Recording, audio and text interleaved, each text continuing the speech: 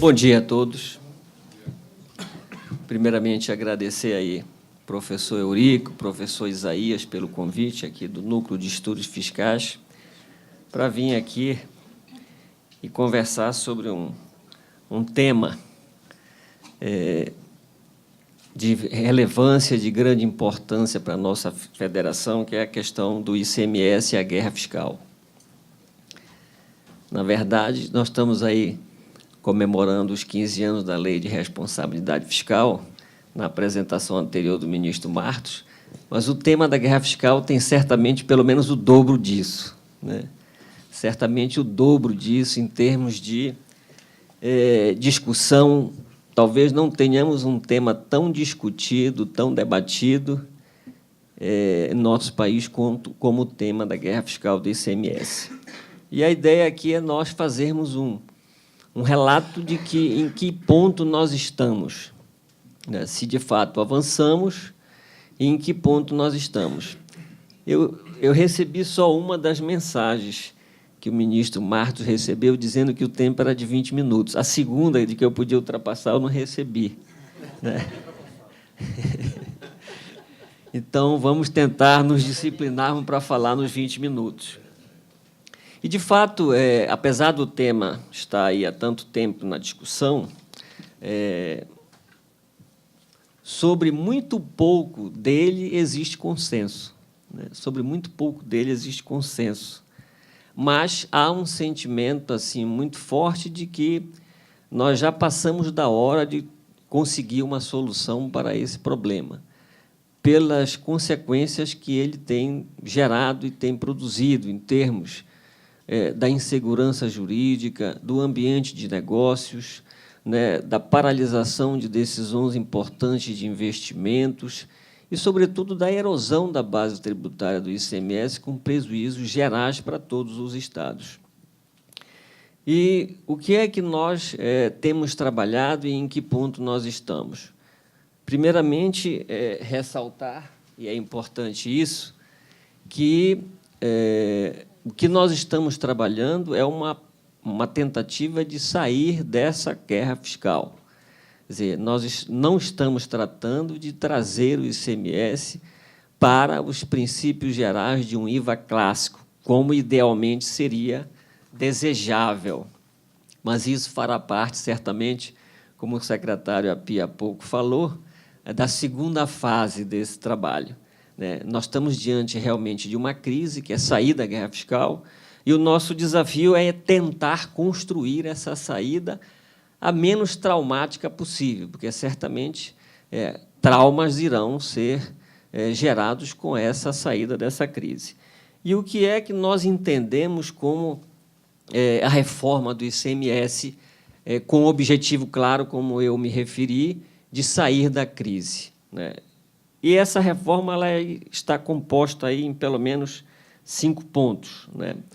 Primeiro, a busca de uma solução para o passado, né, para esse conjunto de benefícios e incentivos fiscais e financeiros concedidos sem a observância da legislação e que, portanto, são passíveis de declaração de inconstitucionalidade a qualquer momento, né? Um conjunto de regras que estabeleça uma transição para o futuro, né, pondo um ponto final, ou, pelo menos, nos aproximando disso, em termos de evitar que essa prática continue. A busca da aplicação do princípio de destino, fazendo com que o imposto possa migrar preponderantemente para o local de consumo da mercadoria. A solução da guerra dos portos, né, que é uma vertente, uma derivação da guerra fiscal, que é aquele conjunto de benefícios que foi dado para portos, né, canalizarem importações para esses portos, com a consequente remessa dessas mercadorias em condições tributárias vantajosas para outros estados, e a solução para a tributação do chamado comércio não presencial, ou a tributação sobre as vendas diretamente a consumidor final ou a não contribuinte do imposto. Desse conjunto de medidas, 2 delas já tiveram a implementação de solução. A primeira, a chamada Guerra dos Portos, com a aprovação da Resolução 13 do Senado, em 2012, e já regulamentada e, portanto, sob vigência, que estabeleceu a alíquota interestadual de 4% nas operações com bens e mercadorias importados do exterior, minimizando a probabilidade de concessão dos benefícios fiscais que geravam toda aquela distorção, a ponto, inclusive, de conceder tratamento privilegiado à produção externa em detrimento do produto nacional. E o segundo é a PEC, que alterou a regra da tributação do comércio não presencial ou da venda diretamente a consumidor final ou não contribuinte do imposto. E aqui eu faço um parêntese para aqueles céticos que não acreditam na unanimidade do CONFAS. Este foi um acordo construído por unanimidade de todas as 27 unidades. E num tema não muito simples, né? Porque, certamente, com a implementação disso, alguns perderão e outros ganharão. Mas foi um esforço grande, nós conseguimos construir um acordo que possibilitou a aprovação de uma emenda constitucional, promovendo a aplicação para essa modalidade de comércio das mesmas regras do comércio tradicional. Esses foram os dois princípios que construímos na formalização desse acordo. Primeiro, as mesmas regras do comércio tradicional se aplicam a essa outra modalidade de comércio. E, segundo, a implantação gradual dessa mudança para diluir os impactos dela, de modo a minimizar os efeitos nas unidades que têm perdas. Essa diluição foi acordada para um período de 5 anos, né, na proporção de 20% a cada ano, e, por atraso na aprovação da PEC no ano passado no Congresso, acabou que não pôde, foi só aprovado esse ano, não pôde iniciar essa transição agora, em 2015, a transição começa em 2014, e já agora com 4 anos. Né? Então, esse primeiro ano ficou comprometido do acordo, mas o acordo foi ratificado novamente no CONFAS pelos 27 unidades, mantendo a distribuição, só que com a eliminação desse primeiro ano. E como nós estamos nas outras 3 pernas, né, da convalidação, das regras de transição para a guerra fiscal e da implantação do princípio de destino no ICMS. Na dificuldade de nós termos uma unanimidade no CONFAS, o ano passado nós imaginamos aprovar o que nós chamamos do convênio do convênio. O convênio do convênio é um convênio que estabelece as regras para um futuro convênio que virá a tratar do fim da guerra fiscal, o chamado convênio ICMS 70, né, de 2014. E esse convênio ele traz exatamente esse conjunto de regras que trata desses 3 aspectos. Primeiro ponto, a solução do passado. É inimaginável nós pensarmos ser possível restabelecer a exigibilidade desse montante extraordinário de crédito tributário que poderá remanescer com a declaração de inconstitucionalidade desse conjunto de benefícios e incentivos fiscais concedidos até aqui. A exigibilidade desse montante é insuportável pelo conjunto das empresas e realmente traria um componente aí de difícil solução. Então, qualquer solução que venha a ser imaginada para a guerra fiscal tem que começar partindo da remissão e da anistia de todo esse passado. Passar uma borracha em todo esse passado para que, de fato, nós não tenhamos a exigibilidade desse conjunto de crédito tributário restabelecida. Então, o primeiro ponto, e é um ponto importante, até porque existem outras questões influenciando nisso, é a concessão de remissão e anistia integrais para esses créditos tributários relativos à parcela de incentivos e benefícios fiscais do ICMS concedidos sem aprovação do CONFAS. Ponto básico.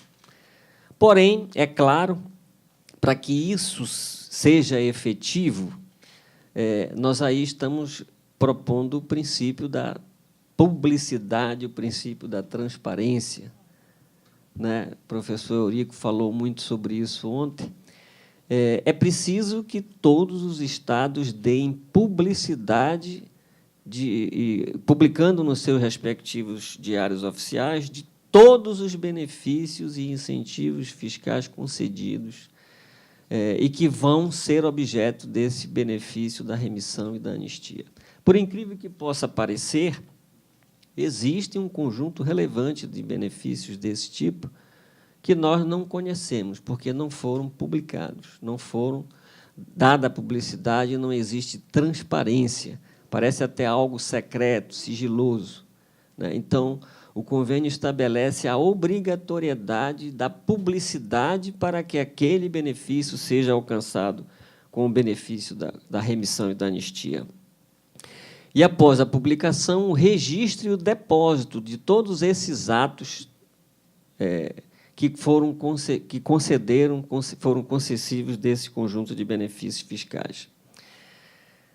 É claro que o convênio também estabelece que os estados não irão reconhecer os créditos referentes a benefícios não publicados, não depositados e não registrados. Quer dizer, estarão fora do alcance do convênio. E o estado que descumprir esses dispositivos não terá na sua jurisdição a produção desses efeitos de remissão e anistia. Ou seja, a remissão e a anistia não serão aplicáveis no âmbito do estado que descumprir esses requisitos.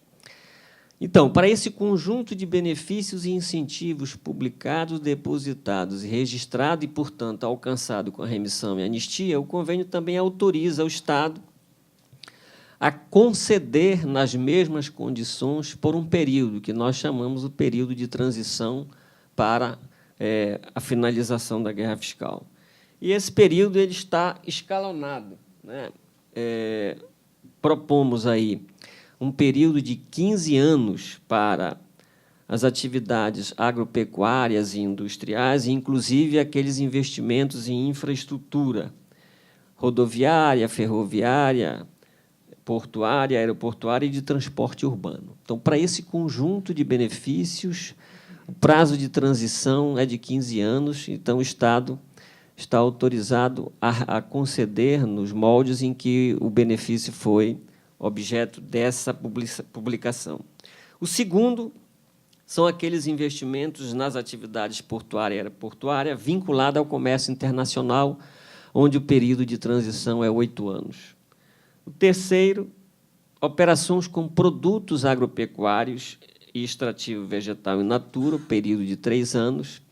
E os demais, originalmente estava proposto, e aí está, por exemplo, o benefício da atividade comercial, havia um consenso, uma ideia muito forte de morte súbita para esses outros benefícios, principalmente o do comércio, pelos prejuízos que eles causam. Mas no convênio se admitiu e agora, na última reunião do CONFAS, em prol da tentativa de agregar um número maior de estados, houve a concordância em, atendendo o pleito de um estado, de ampliar para 3 anos essa permanência do benefício dos demais casos, especialmente o benefício do comércio. É claro que esse prazo de prorrogação ele é combinado com a redução das alíquotas interestaduais, que nós vamos falar mais adiante. Feito isto, ou seja, feita a remissão e anistia dos incentivos e benefícios fiscais, dada a autorização para a prorrogação, o convênio, então, trata de algumas condições necessárias para a implementação de todo esse conjunto de medidas. O primeiro, aí a questão da aplicação do princípio de destino, é a aprovação da resolução do Senado, que vai tratar da redução das alíquotas interestaduais. O segundo, os 2 mecanismos de compensação. O fundo de compensação para ressarcimento aos estados que irão ter perdas com a redução das alíquotas interestaduais, E o outro é um fundo de desenvolvimento regional que visa substituir o incentivo fiscal do imposto como instrumento de desenvolvimento, de diminuição das desigualdades regionais e promoção realmente do desenvolvimento nesses locais. Haviam também outras condições, como a aprovação da PEC do comércio não presencial, já atendida, a alteração do artigo 4º da Lei Complementar 101, da Lei de Responsabilidade Fiscal, que é exatamente para possibilitar que esses incentivos fiscais sejam concedidos, né, flexibilizando, então, a obrigação de reduzir despesas ou criar receita para poder fazer face a esse conjunto de benefícios. Uma correção importante, é o artigo 14, não o 4º, então está uma correção aí no número do artigo. E a questão da adequação dos indexadores das dívidas dos estados, já foi comentado aqui pelo ministro Martos. Na verdade, é uma correção em função de que, lá atrás, no momento em que foram aprovados os programas de ajustes fiscais, foram estabelecidos indexadores e juros que, ao longo do tempo, se mostraram extremamente onerosos comparativamente ao que o próprio mercado pratica. Isso também é um assunto que está com a solução encaminhada, inclusive, com a aprovação, semana passada, no Senado, da lei que visa tornar a lei efetiva, né? Porque a lei complementar que alterou os indexadores e o juro foi aprovada ano passado, mas, pela falta de regulamentação, não teve seus efeitos colocados em prática. Então, esse outro projeto tenta fazer isto. E qual seria a proposta para a regra do imposto nordestino? Ou seja, o que é que o convênio, o que é que o conjunto dos estados propõe? É claro, nós sabemos que o ideal seria uma alíquota única, né, e, de preferência, próxima de zero, para que nós tenhamos o ICMS mais adequado aos modelos internacionais de IVA. Porém, a factibilidade dessa alíquota única próxima de zero, no momento, não é possível. Então, nós tivemos que fazer concessões, estabelecendo exceções à regra geral para que possamos agregar um número maior de estados em prol desse acordo. A proposta, então, dos estados pressupõe uma alíquota geral de 4%. Então, as alíquotas hoje interestaduais de 12 e 7 seriam reduzidas para 4. Quais seriam as exceções? Bom, as exceções: produtos agropecuários e realizados com produtos industrializados, conforme processo produtivo básico, nas regiões Norte, Nordeste, Centro-Oeste, mais o Espírito Santo. Essa redução de 12% seria para 7% e não para 4%. Os demais produtos, a redução de 12% para 4%. Essa é a primeira exceção. A segunda exceção, Zona Franca de Manaus. Zona Franca de Manaus estão sendo propostas duas regras. Uma para os produtos de informática, onde a redução será de 12% para 7%. E os demais produtos, a redução de 12% para 10%. Então, são duas regras para a Zona Franca de Manaus. É claro que as operações da Zona Franca de Manaus para as áreas de livre comércio vai seguir a regra geral de 4%. E a última exceção é o gás natural, em que está se propondo que, para o Norte, Nordeste e Centro-Oeste, a redução seja de 12% para 10%.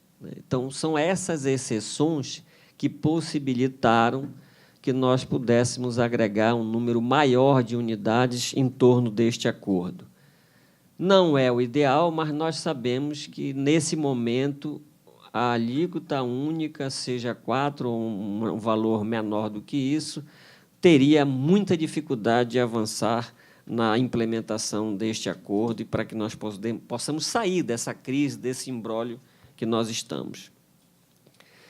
E aí vamos tratar dos fundos, né? O primeiro, o fundo de compensação, né, que seria um auxílio financeiro da União aos estados para compensar as perdas. E aí foram identificadas 3 perdas que poderão ser objeto dessa compensação. A redução gradual das alíquotas, de 12,7 para 4, e aí já estamos concluindo, já concluímos o ano de 2012, estamos concluindo o ano de 2013, em relação a perdas e ganhos.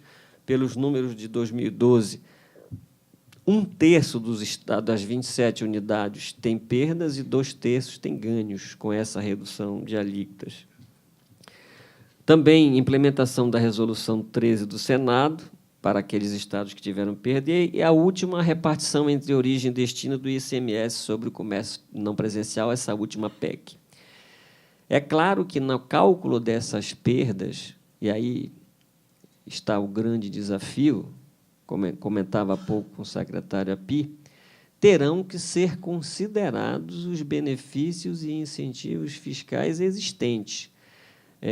Não seria correto nem justo que essas perdas fossem compensadas pelos seus valores brutos, sem abater desses valores brutos os incentivos hoje concedidos e que, na verdade, já representam a arrecadação que os estados não usufruem. E o outro fundo, Fundo de Desenvolvimento Regional, no montante de 296 bi ao longo de 20 anos, tem um prazo fixo, assim como também o Fundo de Compensação, mesmo prazo de 20 anos. A proposta original tem duas alternativas, né? A primeira, de acordo com a proposta do governo federal, seria 75% desse montante para um agente operador para financiamento da execução de projetos nos estados e 25% para os estados, para custear programas de governo, investimentos em obras nos estados. Os estados, na ocasião deste convênio, fizeram uma contraproposta de que esses recursos pudessem ser alocados na proporção de 50%, 50%. O atual ministro, Joaquim Levy, tem evoluído na sua discussão com o CONFAZ para uma proposta que destine esses recursos, seja através de um fundo de desenvolvimento ou através de qualquer outro mecanismo, exclusivamente para investimentos em infraestrutura nos estados, né? Não mais destinando recursos para financiamento de projetos industriais. Então, esse é um tema que está em discussão e a evolução caminha hoje mais para a direção de um programa de investimentos em infraestrutura nos estados.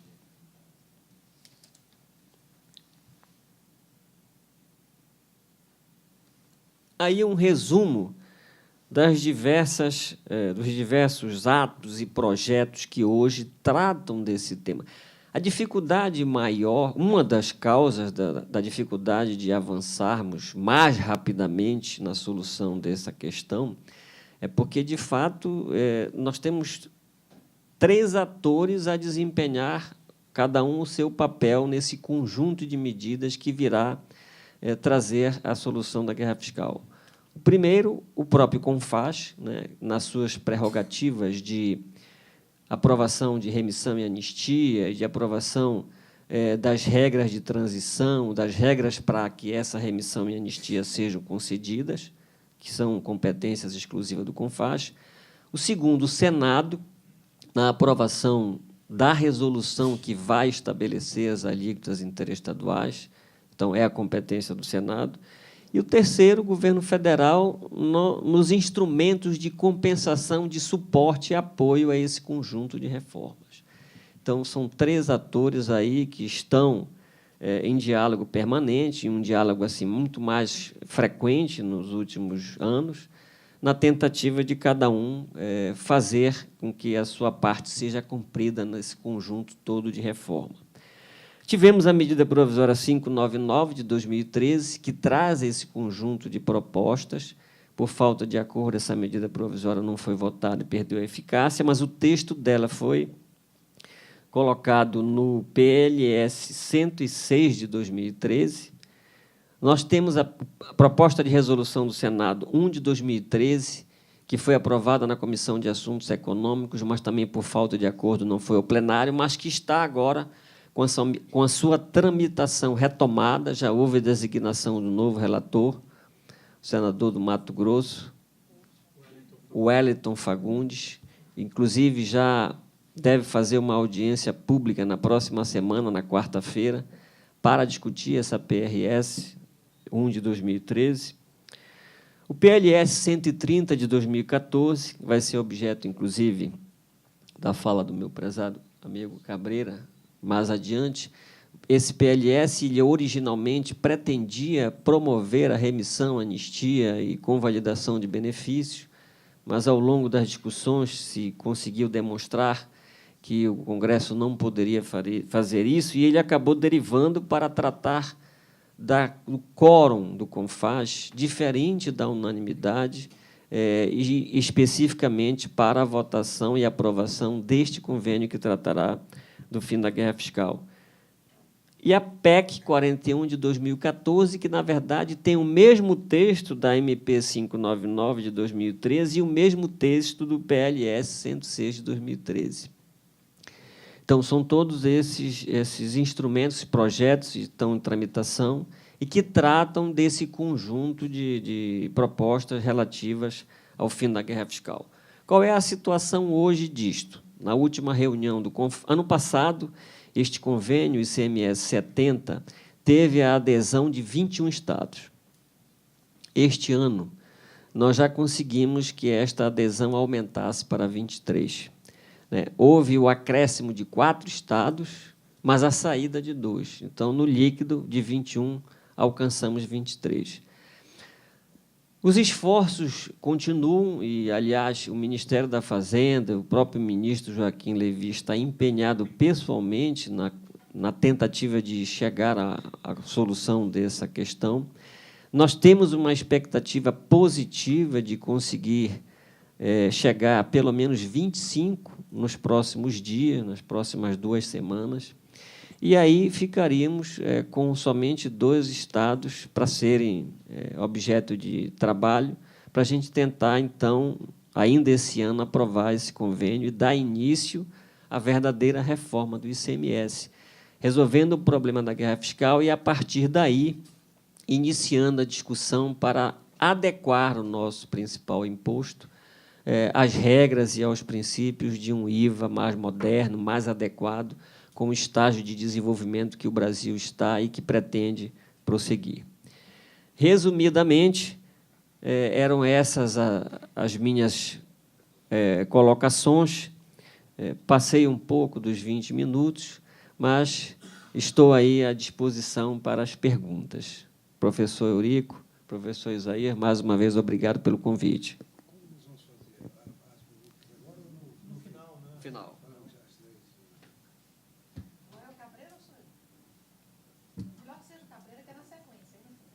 Isso.